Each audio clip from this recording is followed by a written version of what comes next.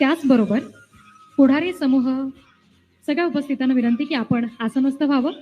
याचबरोबर पुढारी समूहाचे मुख्य संपादक आणि चेअरमन एमिरेट्स माननीय पद्मश्री डॉक्टर प्रतापसिंह जाधव आपल्याला ही विनंती आहे की आपण व्यासपीठावर यावं. आणि त्याचबरोबर डॉक्टर योगेश जाधव यांचे चिरंजीव राजवीर जाधव हे सुद्धा इथं उपस्थित आहेत. आपल्याला ही विनंती की आपण व्यासपीठावर यावं आणि सगळ्या मान्यवरांना विनंती की आपण आमदार आदित्य ठाकरे यांचा सन्मान करावा.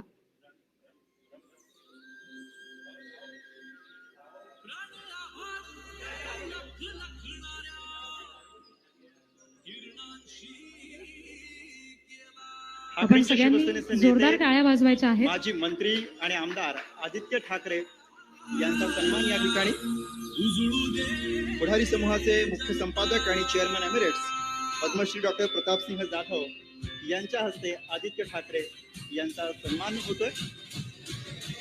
आणि आकर्षक असा पुढारीचा हा गोल्डन बूम आदित्य ठाकरे यांना आपण देतोय. त्याचबरोबर पुढारी न्यूजचं वेद महाराष्ट्राचा हे एक कॉफी टेबल बुक आहे, ते सुद्धा आपण आदित्य ठाकरे यांना देतोय. जोरदार टाळ्या वाजवूया आपण या सन्मानासाठी.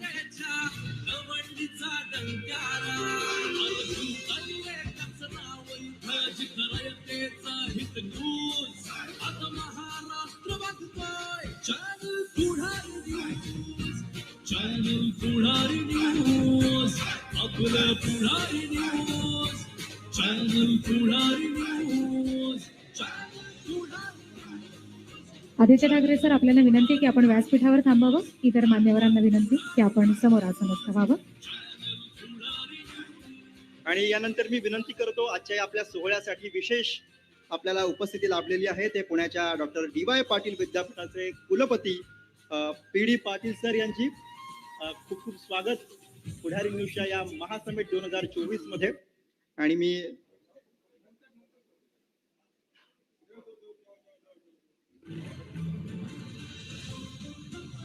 या ठिकाणी आदित्य ठाकरे यांना विनंती करतो की त्यांनी डॉक्टर पी.डी. पाटील सर यांचा सन्मान करावा. आजच्या आपल्या सोहळ्यासाठी विशेष मान्यवरांची उपस्थिती आपल्याला लाभलेली आहे. त्यापैकीच एक नाव डॉक्टर पी.डी. पाटील सर यांचं पुण्याच्या डी.वाय. पाटील विद्यापीठाचे ते कुलपती आहेत. पुढारीचा गोल्डन बूम देऊन त्यांचा सन्मान आणि त्यांचे स्वागत.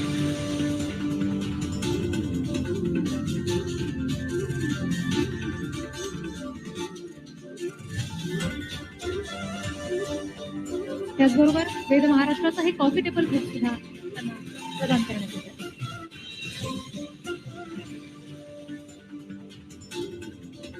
पाटील सर, आपले खूप खूप आभार. आपल्याला विनंती आहे की आपण समोर आसनस्थ व्हावं. आणि यानंतर मी दीपक बिल्डर्स अँड डेव्हलपर्सच्या डायरेक्टर ईशा चंदे इथे उपस्थित आहेत. त्यांना विनंती करते की आपण व्यासपीठावर यावं. आणि मान्यवरांना विनंती आहे की आपण ईशा चंदे यांचा सन्मान करावा.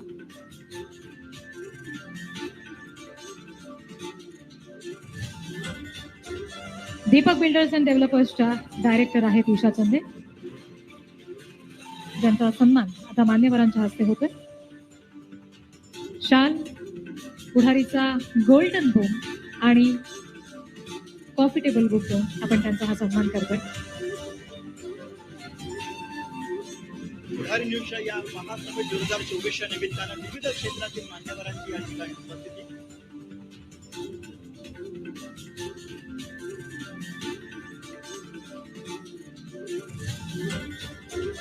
वेद महाराष्ट्राचा एक कॉफी टेबल बुक देऊन त्यांचा सन्मान.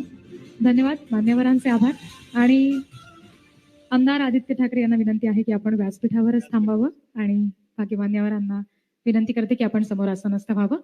आणि लगेचच पुढची सूत्र मी माझ्या सहकाऱ्यांकडे देणार आहे, कारण आदित्य ठाकरे यांचे विचार ऐकण्यासाठी आपण सगळे उत्सुक आहात. अधिक वेळ न घालवता पुढची सूत्र अमोल जोशी यांच्याकडे.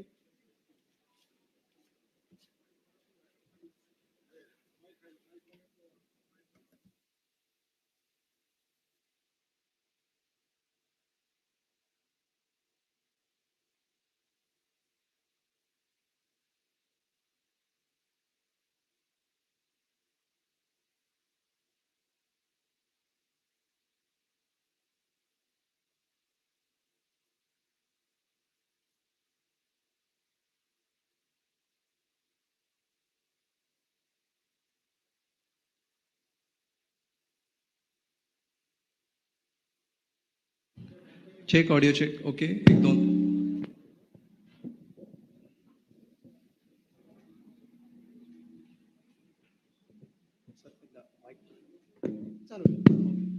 चालू आहे.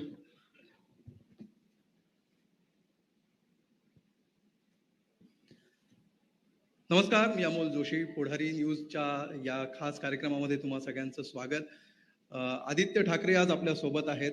आदित्यजी, मागच्या काही वर्षांचा जर आपण विचार केला तर मला पहिल्या या प्रश्नापासून सुरुवात करायला आवडेल की प्रत्येक पिढीसमोर एक नवं आव्हान असतं, विशेषतः लिडरशिप, राजकीय नेतृत्वाचा आपण विचार करतो तेव्हा एक पिढी वेगळी आव्हानं घेऊन येते, त्याच्यानंतरची पिढी वेगळी आव्हानं घेऊन येते.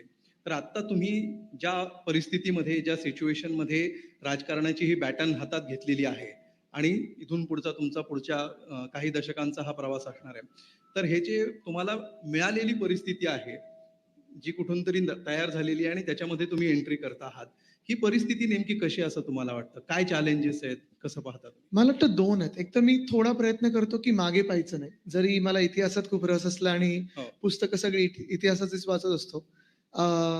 पण आव्हानांमध्ये मला 2 गोष्टी वाटतात प्रामुख्याने. पहिली गोष्ट म्हणजे आज आपल्या देशात बेरोजगारी खूप मोठं आव्हान आहे. म्हणजे जर कंपॅरेटिव्हली जर थोडं बघितलं तर माझे आजोबा जेव्हा त्यांनी सुरुवात केली भूमिपुत्रांच्या न्याय हक्कांसाठी, मराठी माणसाच्या न्याय हक्कासाठी, तेव्हा नोकऱ्या होत्या, पण आपल्या माणसांना इकडे मिळत नव्हत्या. स्थानिक रोजगार निर्माण होत नव्हता. हो. आणि म्हणून त्याच्यानंतर भारतीय कामगार सेना असेल, स्थानिक लोक अधिकार समिती असेल, शिवसेना मूळ हे भूमिपुत्रांच्या न्याय हक्कांसाठी आणि नोकऱ्यांसाठी, रोजगारांसाठी स्थापन केली गेली त्यावेळी. आज आपण परिस्थिती बघतोय, की आज तरुण मुलं-मुली तरी आहेत मार्केटमध्ये, म्हणजे जॉब मार्केटमध्ये आहेत, पण नोकऱ्यांच्या संध्या कुठे आहेत? गेल्या 2 वर्षात तर महाराष्ट्रात एक सुद्धा नवा रोजगार आलेला नाहीये, नवा उद्योग आलेला नाही आणि जे आहेत त्याला कोण कधीतरी एमपीसीबी मधलं जाऊन धाड टाकतं, काहीतरी 4-5 गाड्या मागतं आणि ते पण उद्योग आता इथून जाण्याचा प्रयत्न करतात. दुसरी बाजू ही आहे, की साधारणपणे वातावरणीय बदल हे मी सतत बोलत आलेलो आहे. हे आपण मी ह्याच्यावर लिहित आलेलो आहे. अनेकदा वेगळ्या-वेगळ्या मंचावर मांडलेलं आहे. पण ह्या दुसरं मोठं आव्हान वाटतं मला. कारण आपण पाहत असाल, मग तुम्ही शेतकरी असाल किंवा मग कोणी शहरी भागात असाल. हो. वातावरणीय बदल, क्लायमेट चेंज हे तुम्हाला आता जाणवायला लागलेलं आहे आणि आपल्यामध्ये आपण पाहतोय, की कुठे ना कुठेतरी हे घडत चाललेलं आहे. मग कधी अवकाळी पाऊस असेल, कधी गारपीट असेल, कधी दुष्काळ असेल, कधी ओला दुष्काळ असेल, ह्या गोष्टी आणि मग प्रत्येक सीझनमध्ये हे जर व्हायला लागलं, तर उद्या आपल्याला आपण खाणार काय? हा मोठा विषय. तर मला वाटतं वैयक्तिक आव्हानं किंवा राजकीय आव्हानांपेक्षा मला वाटतं ह्या 2 गोष्टींवर आपण सगळ्यांनीच राजकीय पक्ष म्हणून केंद्रित आपलं लक्ष केलं पाहिजे. बेरोजगारी आणि वातावरणीय बदल. खरं आहे. म्हणजे तुम्ही महाराष्ट्रभर फिरता, तुम्ही तरुणांना भेटता, महिलांना भेटता, सर्व घटकांना भेटता. तर याच्यातून काही नवीन मांडणी तुम्ही करू पाहताय का? किंवा ती करण्याची गरज आहे असं तुम्हाला वाटतंय का? कारण समस्या त्याच आहेत. त्या समोर येण्याचा पॅटर्न, त्या चर्चा होण्याचा पॅटर्न आणि त्या निघून जाण्याचा पॅटर्न हा सुद्धा तोच आहे. ह्याच्या पलीकडे जाऊन तुम्ही काही नवीन मांडणी, मला नवी वाटतं धोरण आम्ही करू- त्यावेळी तर प्रयत्न करत होतो. 2.5 वर्षात महाविकास आघाडीचं जर आपण पाहिलं असेल, तर एक सुद्धा जातीय वाद किंवा धार्मिक वाद आपल्याला दिसला नाही.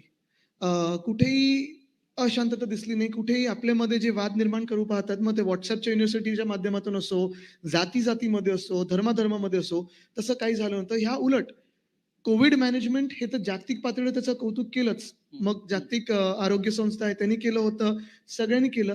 पण त्याच वेळी आपण पाहत असाल दोन्ही गोष्टी, मग कृषी क्षेत्रात असेल किंवा मग उद्योग क्षेत्रात असेल. कृषी क्षेत्रात तर आम्ही सरकार आल्या कर्जमुक्ती केली होती. 2 लाखापर्यंतची जी कर्जमुक्ती होती, 2 ते 3 महिन्यात तो कार्यक्रम आम्ही आटपलेला होता आणि सगळ्यांना जे कोणी पात्र होते, त्यांना ती कर्जमुक्ती मिळाली होती. तसंच पूर्ण कोविडच्या काळात किंवा आमच्या 2.5 वर्षामध्ये जेव्हा काही घटना घडली असेल शेतामध्ये, मग कधी अवकाळी पाऊस असेल, गारपीट असेल, सततचा पाऊस असेल, जी काही मदत आम्ही करू शकलो ती केली. कुठेही ₹2 आणि ₹5 चेक आढळले नव्हते. उद्योग क्षेत्रात जर पाहिलं तर 6.5 लाख कोटीची गुंतवणूक आम्ही महाराष्ट्रात आणू शकलो. ह्या रोजगाराच्या ज्या संध्या होत्या त्या आम्ही उपलब्ध करून दिल्या. आणि मग ह्या उलट जर आपण ह्या 2 वर्षात पाहतो, मी राजकीय ह्याच्यात बोलत नाही, तरी देखील बोलावं लागतं. कारण एवढं सरकार स्थापन करून खेचून सरकार घेतलं, चोरून सरकार घेतलं. मागे भाजप आणि केंद्र सरकार उभं असताना 2 वर्षामध्ये एकही उद्योग येऊ आज एक पेपरमध्ये मस्त एक छोटीसं कार्टून आलेलं आहे. त्या कार्टूनमध्ये असं दिलेलं आहे, की जे एक निर्लज्ज मंत्री परवा जाऊन बोलून आले, की हा पुतळा पडला ह्याच्यातून वाईटातून काहीतरी चांगलं होईल. ह्याच्यातून अजून मोठा आम्ही पुतळा उभारू. एक साधा माणूस येऊन दोघांना विचारतोय घटनाबाह्य मुख्यमंत्र्यांना त्या मंत्र्यांना की अरे तुम्ही हे वेदांत फॉक्सकॉन बद्दलही बोलले होतात की ह्याच्यापेक्षा मोठा उद्योग येईल. 2 वर्ष झालेत, आला का उद्योग? प्रश्न हाच येतो की नवीन मांडणी करत असताना बेसिक्स जे आपले आहेत. मी काल परवाकडे थोडी आठवण करत होतो स्वदेश पिक्चरची. 20 वर्ष झाली त्या पिक्चरला. त्याच्यात जी थीम आहे, मग जातीय भेदभावाची असेल, जातीय तेढची असेल किंवा गावातली जी काही शेतकऱ्यांची परिस्थिती आहे, 20 वर्षात काही सुधारलेली नाही, उलट अजून बिकट होत चाललेली. आणि मग मूळ मुद्दा हाच येतो की मग आपण नक्की कुठे चाललोय? कुठे आपला महाराष्ट्र चाललाय? म्हणजे हा जो प्रश्न तुम्ही उपस्थित करताय, की प्रश्न तुमच्या सरकारच्या काळात सुद्धा तेच होते, या सरकारच्या काळामध्ये सुद्धा तेच आहेत. पण आम्ही उत्तर देतो, तो भांडणं तर- नव्हतो लावत. तर काय फरक आहे म्हणजे तो टॅकल करण्याच्या स्टाईलमध्ये, पद्धतीमध्ये काय मूलभूत काय फरक दिसतो नाही, तुम्हाला? मूलभूत फरक हाच म्हणजे आहे. आता ही जर घटना घडली असती तर तुम्ही काय केलं असतं? नाही, जशी नाही, नाही. छत्रपती पहिली गोष्ट म्हणजे ही घटना घडलीच नसती आमच्या काळात. मला तुम्ही सांगा, एवढ्या वर्षाच्या इतिहासामध्ये एक तरी पुतळा असा पडलेला दाखवा मला. स्टॅच्यू ऑफ लिबर्टी पासून सुरू करूया. 1888 मध्ये तो पुतळा न्यूयॉर्कच्या एका बेटावर लावला. तिथून वारे जोरदार वाहतातच. नुसतं 45 किलोमीटर पर आवर नाही, तिथे मला वाटतं अजून कित्येक पटीने असेल. बर्फ पडतो, मोठ्या लाटा जाऊन आढळून येतात तिथे. पण हे सगळं धक्का सगळं दिला तरी हजारो टुरिस्ट जातात, लाखो टुरिस्ट जातात रोज. हे सगळं झालं तरी स्टॅच्यू ऑफ लिबर्टी काही पडली नाही. गेटवे ऑफ इंडियाला छत्रपती शिवरायांचा जो पुतळा आहे, काही झालेलं नाहीये. छत्रपती शिवाजी महाराज उद्यान माहीम इथे पण आहे, काही झालं नाहीये. 6 महिने तुमचा पुतळा पडतो. आज मला वाटतं पेपरमध्ये आलंय, जे स्कूल ऑफ इन्स्टिट्यूटचे जे डीन आहेत त्यांनी सांगितलंय की परवानगी 6 फुटाच्या पुतळ्याला होती, 35 फुटाच्या पुतळ्या झाल्या. बरं, पुतळा पण आपण जर पाहिला, म्हणजे नुसतं टीका करायची म्हणून नाही, पण ते पुतळ्याचं प्रपोर्शन जर आपण पाहिलं तर ते महाराज खरोखर वाटतात तरी का?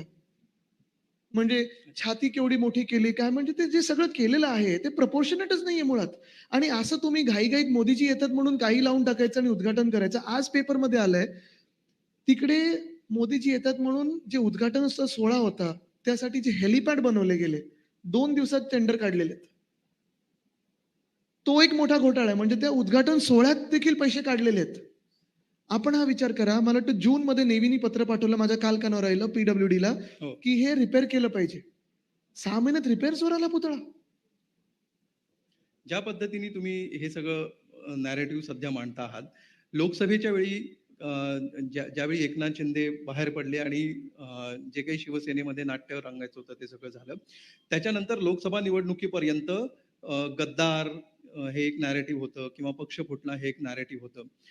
त्यानंतर आता लोकसभा निवडणुका झालेल्या आहेत आणि त्यात जनतेने जो काही कौल द्यायचा तो दिलेला आहे. इथून पुढच्या काळामध्ये आता हेच नॅरेटिव्ह शिवसेनेचं पुढे राहील असं तुम्हाला वाटतंय की आता तुम्ही नाही, हे सगळं सोडून पुढे नाही, जाणार? हे बघा, हे नॅरेटिव्ह नाहीये, ही सत्य परिस्थिती. जी गद्दारी त्यांनी केली, जी चोरी त्यांनी केली, आम्ही त्यांना अलिबाबा आणि 40 चोर आम्ही नाही बोलत. 50 खोके एकदम ओके आम्ही नाही बोलत. महाराष्ट्रातून आणि देशभरातून येतं. का? तर त्यांच्यात एवढीही लाज नव्हती की ज्या व्यक्तीने, ज्या नेत्याने तुम्हाला 22-25 वर्ष सगळं काही दिलं, खोटे पिक्चर बनवतात ते, आता पार्ट 2 येतोय खोट्या पिक्चरचा. ज्या पक्षाने, ज्या माणसाने, ज्या परिवाराने, ज्या व्यक्तीने तुम्हाला सगळं काही 25 वर्ष दिलं, तुम्ही ओरबाडत गेलात. मग अक्षरशः तुमची काही ओळख नसताना आणि काही लायकी जाऊन येतं त्याच्यावर, पण ठीक आहे, तुमची काही क्षमता होती नव्हती मला माहित नाही. पण ते सगळं करून तुम्हाला पदं मिळत गेली, आमदारकीची तिकीटं मिळत गेली, मंत्रीपदं, म्हणजे जे खातं कुठच्याही मुख्यमंत्र्यांनी सोडलं नव्हतं, नगरविकास खातं, ते तुम्हाला मिळालं. आणि ते सगळं झाल्यानंतर ज्यांच्यावर शस्त्रक्रिया झाली, एकदा नाही दोनदा, त्या परिस्थितीत तुम्ही त्या व्यक्तीला सोडून जाता, हे तुम्हाला शोभतं का? ह्याला माणुसकी म्हणतात का? आणि हे सगळं केल्यानंतर, ओरबडल्यानंतर मुख्यमंत्री बनून आमचा पक्ष चोरला, धनुष्यबाण चोरलं, माझ्या आजोबांचा फोटो, स्वतःच्या वडिलांचा किंवा काही कोणाच्या पूर्वजांचा फोटो लावण्याची हिंमत नाही. आमच्या आजोबांचा फोटो लावणार आणि मग आम्हालाच नावं ठेवणार. आमचे अजूनही पक्ष फोडायचा प्रयत्न करतात. स्वतःच काय ते दाखवा ना. स्वतःचं कर्तृत्व शून्य आहे, काही काम केलेलं नाही, नुसतं चोरीचा माल घेऊन सगळीकडे गाव. Is building your website turning into a nightmare? Feeling lost in technical jargons and unfulfilled? ते परिस्थिती महाराष्ट्रातल्या काही देशातल्या कुठच्याही माणसाला हे पटलेलं नाहीये. तुमच्यासोबत कोणीतरी मोठा झालेला तुमच्या वडिलांचा फोटो लावून फिरायला चालेल तर चालेल तुम्हाला? हे जे सातत्याने धक्के तुम्ही सहन करत आलेला आहात लहानपणापासून, शिवसेनेला जे छगन भुजबळ असतील, नंतर नारायण राणे, त्यानंतर राज ठाकरे आणि आता एकनाथ शिंदे, तर हे कसे तुम्ही सहन करता? म्हणजे त्यावेळी काय वातावरण असतं? नाही, सहन तुमचं म्हणजे यावेळी त्यांना काय बोलणं वाटतं होतं तुमचं? आम्हाला समोरून धक्के देतात कारण आम्ही मागे जाऊ. पण त्यांना हे कळत नाही, हा मागून जो वार करतात आणि मागून जे धक्के देतात त्याच्यामुळे आम्ही पुढेच जातो. यावेळी काय तुमच्यात म्हणजे घरी काय वातावरण असतं किंवा काय चर्चा, म्हणजे ही घटना ज्यावेळी तुम्हाला कळली आणि तुम्हाला साहजिकच धक्का बसलाच असेल त्यावेळी, ज्यावेळी पहिल्यांदा हे कळलं असं असं होतंय. नाही, एक होतं की ज्या काळात ते सगळं झालं तेव्हा आपण पाहिलं असेल उद्धव साहेब जवळपास 3 ते 4 महिने त्या पूर्ण प्रोसेसमधून बाहेर यायला त्यांना वेळ लागला, कारण त्यांची तेवढी काही म्हणजे हालचाल होत नव्हती. बबलमध्ये राहायला लागलं होतं. डॉक्टरनी सांगितलं होतं की जे काय असेल ते व्हिडिओ कॉन्फरन्सवर करायचं, भेटायचं नाही. हं. हे सगळं झाल्यानंतर आपण पाहत होतो की त्याच्यातून नुकत्या मी बाहेर पडत असताना हा निर्लज्जपणा झाला आणि हा भाजपने करून घेतला. त्याच्यात जे आता उपमुख्यमंत्री बनलेत त्यांनी सांगितलं मी बदला घेतला. ही बदलाची भावना कधीही महाराष्ट्रात नव्हती. एवढं घाणेरडं, विचित्र, नीच राजकारण या महाराष्ट्राने कधीही पाहिलं नव्हतं, जेवढं भाजप आणि देवेंद्रजींनी केलेलं आहे. आणि हे दुर्भाग्यपूर्ण आहे. म्हणजे महाराष्ट्रात आपण पाहिलं असेल परवाकडे, आणि हे राजकारण हे स्ट्रीक आहे. परवाकडे ते वामन म्हात्रे बोलले त्या महिला पत्रकारला, की "तू असं का विचारते की जसं काही तुझाच रेप झालाय?" ही मेंटॅलिटी आहे. ही वृत्ती आहे आणि ही सगळी त्या मिंदेंसोबत गेलेली वृत्ती आहे. ती भाजपाने स्वतःचा चेहरा बनवलेली वृत्ती आहे. ही आता मिंदे नाही, भाजप आहे. खरी शिवसेना आणि खोटी शिवसेना हा एक वाद मागच्या निवडणुकीत सुद्धा रंगला होता. या निवडणुकीमधले जर निकाल बघितले तर तुम्हाला यश मिळालंच या निवडणुकीमध्ये, तसं शिंदेच्या शिवसेनेला सुद्धा यश मिळालं. तर खरी शिवसेना आपलीच आहे किंवा लोकांनी आपल्याच शिवसेनेचा स्वीकार केलेला आहे, हा दावा करण्यासाठी कुठले कुठले बेस सध्या तुम्हाला दिसतात? बिलकुल नाही. आम्ही एक सुद्धा काही बेस ठेवणार नाही. कारण कोणीतरी कपडे चोरून नेले किंवा काहीतरी चोरून नेलं, हे काय त्यांचं चोराचं होत नाही मग.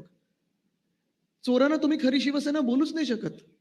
प्रश्न हाच येतो परत, की त्यांचं जे यश आहे, मी आता जास्ती उल्लेख करत नाही, पण आमचं सरकार आल्यानंतर तुम्हाला दाखवू किती काय पैसे, किती कुठे काय-काय खर्च केलेत. इथे अरविंदजी बसलेले आहेत, विचारा त्यांच्यासमोर किती खर्च केलाय. हे सगळे आले कुठून? कॉन्ट्रॅक्टर्स. तुम्ही महाराष्ट्राला लुटताय का? मागच्या वर्षीचा जो रस्त्याचा घोटाळा होता, मोदीजीनं स्वतः तुम्ही आणलं आणि 6,000 कोटीचे रस्त्याचं भूमिपूजन केलं. एक तरी रस्ता ह्या मुंबईत मला दाखवा, जो ते म्युनिसिपल कमिशनर चहल यांनी जो घोटाळा केलेला आहे, आणि ते देखील आम्ही त्यांना पण दाखवू त्यांना, की कारवाई काय असते. एक तरी रुपयाचं काम ह्या मुंबईत झालेलं दाखवा. ॲडव्हान्स मोबिलायझेशनचे पैसे काढले तुम्ही, 1,000 कोटीचा ह्याच्यात घोटाळा केला तुम्ही, सॅनिटरी पॅड वेंडिंग मशीनचा घोटाळा केला तुम्ही, कचऱ्याचा घोटाळा केला तुम्ही. यावर्षी देखील रस्त्याचं 6,000 कोटीचं टेंडर काढलंय. एक तरी काम मुंबईत झालेलं दाखवा. मुंबई काय महाराष्ट्रात कुठेही झालेलं दाखवा. मग आकडा हा तुम्हाला रेफरन्स म्हणून तुम्हाला मान्य नाहीये? निवडणुकीत मिळालेली नाही, तुम्हाला विजय, सांगतो आता निवडणुकीत रेफरन्स मिळालेले द्यायचंच 60. असेल, रेफरन्स द्यायचंच असेल तर हा रेफरन्स तुम्हाला देतो. एक तर मुंबईची एक सीट त्यांनी धापलेली आहे, ती आम्ही कोर्टात गेलेलो आहे, त्याच्यावर लढाई सुरू आहे. पण जगातला सर्वात मोठा पक्ष मानणारा भाजप, जास्तीत जास्ती मेंबर असणारा भाजप, जास्तीत जास्ती पैसे, इलेक्टोरल बॉन्ड, सगळं धन असलेलं ईडी, आयटी, सीबीआय, निवडणूक आयोग देखील भाजपचंच. आणि हे सगळं करून आज भाजप महाराष्ट्रात कितीवर आहे? 9 वर आहे.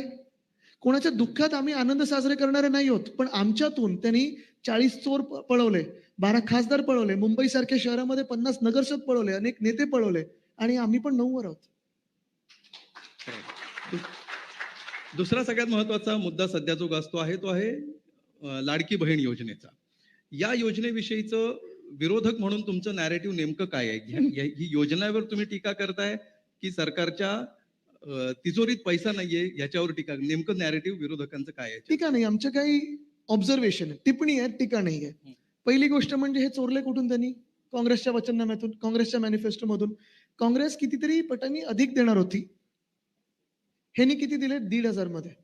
मला तुम्ही सांगा, इथे आपण सर्व बसलेले आहात, 2014 मध्ये भाजपने काय सांगितलं होतं? किती रुपये देणार प्रत्येकाला? 15 लाख. 14 ते 24 10 वर्षाच्या फरकामध्ये 15 लाख बद्दल बोलणारे 1,500 वर आलेले आहेत.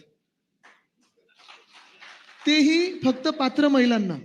ह्याच्यानंतर तुम्हाला सांगतो, ह्याच्यातूनही पुढे ते जाऊन ज्यांचं ते आतलं प्लॅनिंग आहे, मला एका खूप सिनियर अधिकाऱ्यांनी सांगितलेलं आहे, की मग संजय गांधी निराधार योजनेत अजून महिलांना टाकायचं, म्हणजे ह्या योजनेतून अजून बाजूला करतील महिलांना. आणि ह्यांचं सगळं प्लॅनिंग फक्त नोव्हेंबर पर्यंत आहे. ह्यांना 1,500 देऊन आत्ता त्यांना वाटतंय की महिलांच्या बाजूला येतील. लाडकी बहीण यांना आत्ता आठवलेलं आहे. पण तुम्हाला 3 की 4 घटना सांगतो, तुम्ही मला नंतर सांगा की हे 1,500 किती उपयोगी पडतील. पहिलं म्हणजे 1,500 मध्ये किती आणि काय मिळू शकतं. त्या दिवशी आपण घटनाबाह्य मुख्यमंत्री बघत होतो, जात होते सगळीकडे. आता तुम्ही पैशाचं काय करणार? काय करणार? 1,500 मध्ये तुम्ही काय घेऊ शकता? एक स्टॉक कुठचा तरी येईल स्टॉक मार्केटमध्ये, एक शेअर आला तर. असं ते सांगतात की तुम्हाला 50 कोटी दिलेत. ठीक आहे, त्यांच्या आमदारांची प्रगती झाली, पण ह्यांची नाही झाली. पण हेच सरकार आहे ज्याच्यात एक मंत्री असे ज्यांनी सुप्रियाताई सुळेंना अक्षरशः घाणेरड्या भाषेत शिवी दिलेली आहे टीव्हीवर. 16 की 17 वेळा तो शब्द वापरलेला आहे. त्यांना तिथून काढायला पाहिजे होतं. त्यांना पदोन्नती दिली, आता पालकमंत्री केलेलं आहे. तेव्हा ह्यांना लाडकी बहीण आठवली नव्हती. 1 मिनिटासाठी विसरून जा, की सुप्रियाताई राष्ट्रवादी काँग्रेसच्या नेत्या आहेत किंवा खासदार आहेत लोकसभेच्या. विसरून जा. दुसरे त्यांच्यात मंत्री आहेत ज्यांना आम्ही काढलेलं होतं. त्यांची हकालपट्टी ह्यासाठी केली होती कारण त्यांच्यावर घाणेरडे आरोप झाले होते. अनेक महिलांनी त्यांच्यावर आरोप केले होते. भाजपच स्वतः आरोप करत होता आणि रस्त्यावर आंदोलन करत होतं. झाले सेटल भाजपवाले. त्यांच्यातले काही जे कोण बोलत होते सेटल झाले. त्यांना मंत्री बनवलेलं. हे लाडकी बहीण आहे का? बरं, ही भाजप अशी आहे. तुम्हाला 2 उदाहरणं देतो. पहिलं उदाहरण म्हणजे बिल्किस बानो नावाची एक व्यक्ती होती गुजरातमध्ये, जिचा रेप होताना तिच्या डोळ्यासमोर तिच्या 3 की 4 वर्षाच्या मुलीला चिरडून मारून टाकलं.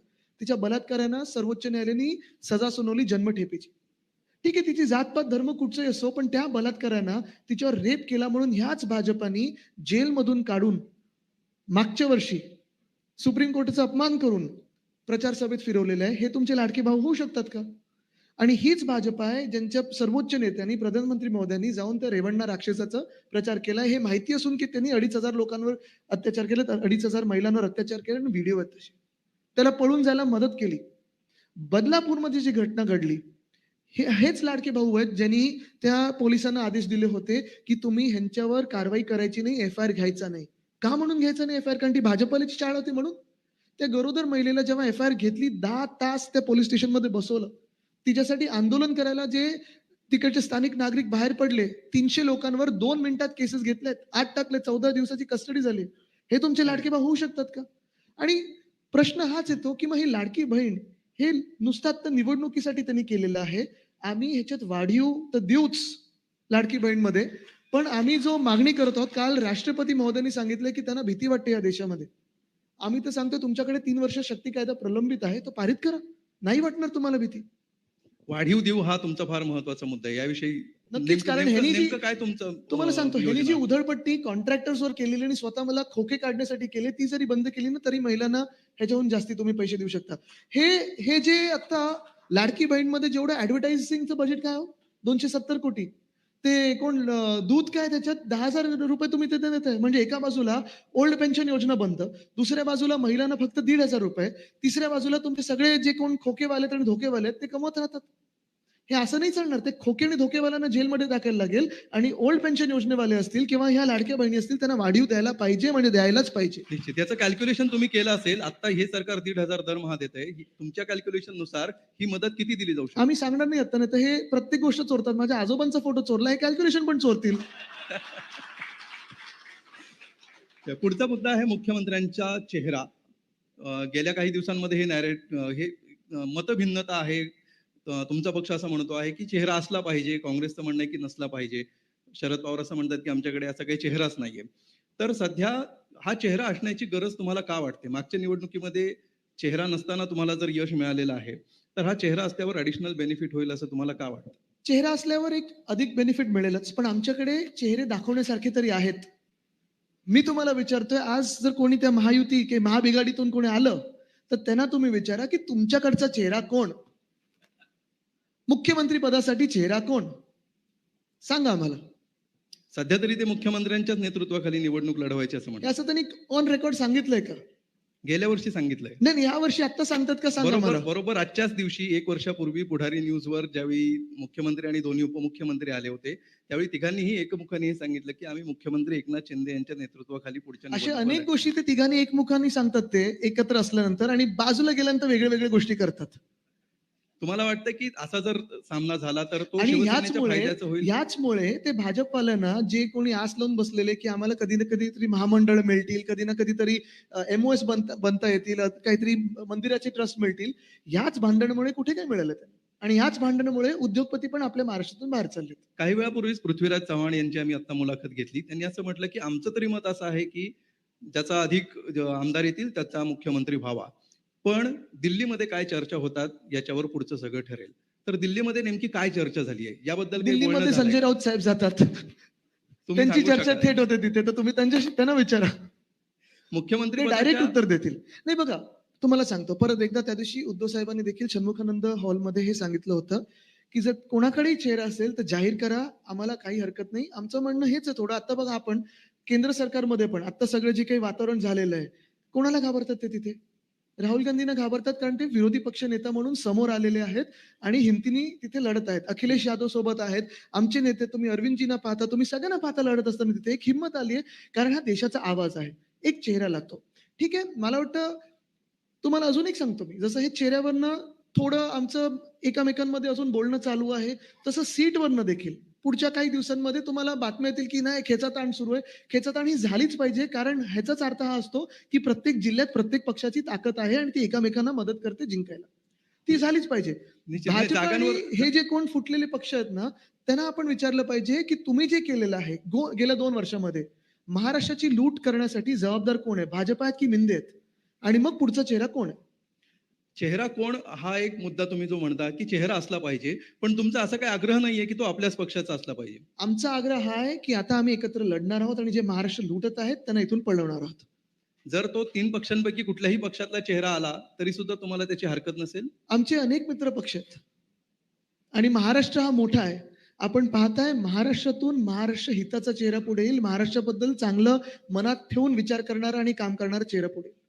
अच्छा, पण तो पुढे येईल याची तुम्हाला खात्री. महाराष्ट्र लुटणारा कोणी पुढे येणार नाही. ओके. राज ठाकरे सध्या आक्रमक होताना दिसत आहेत. पुन्हा एकदा विधानसभेच्या निवडणुकीमध्ये ते उतरलेले आहेत.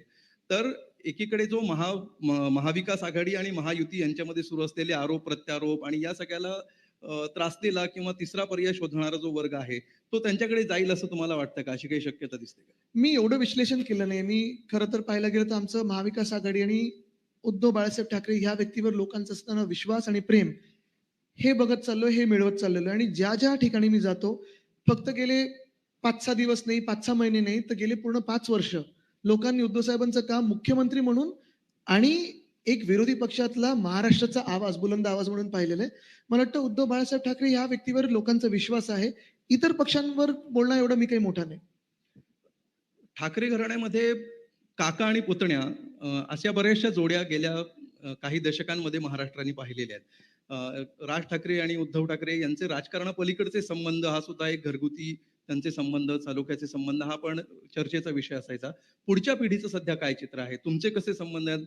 अमित ठाकरेंबरोबर तुमचं बोलणं होतं का? तुमच्या औपचारिक राजकारणापलीकडचे संबंध तसेच आहेत का जसे आधी? मला खरं सांगू, मी ह्या 2 महिन्यामध्ये माझ्या मित्रांना पण नाही भेटलोय. कारण राजकारण नाही, पण आम्ही जे आता सगळीकडे परत फिरत आहोत, ह्या सगळे जे विषय झालेले आहेत. आता आपण पाहतोय महाराष्ट्र एका विचित्र परिस्थितीतून चाललेला आहे आणि त्याच्यात वैयक्तिक कुठेही न बघता आम्ही जिथे जिथे काही घटना घडतात तिथे लोकांना धीर देणं गरजेचं आहे. आपल्याला आठवत असेल लोकसभेच्या आधी महाराष्ट्रात दुष्काळाचं वातावरण होतं. शेतकरी आत्महत्या वाढत चाललेल्या. तिथे शेतकऱ्यांसोबत आम्ही जाऊन त्यांच्याबरोबर बसत होतो. त्यांना धीर देण्याचा प्रयत्न करत होतो.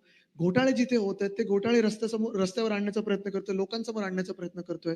महिलांवर अत्याचार वाढत चालले. तर ह्याच गोष्टींमध्ये आणि मग परत सरकार आमचं येतच आहे नोव्हेंबरमध्ये. ते आल्यानंतर महाराष्ट्राला पुन्हा एकदा ते सुवर्ण काळी नेण्याचा आमचा पूर्ण प्रयत्न राहील. रिडिफाईन शिवसेना स्वतःला करते असं तुम्हाला वाटतं का? मला वाटतं कधी डिफाईन किंवा रिडिफाईन आम्ही करतच नाही.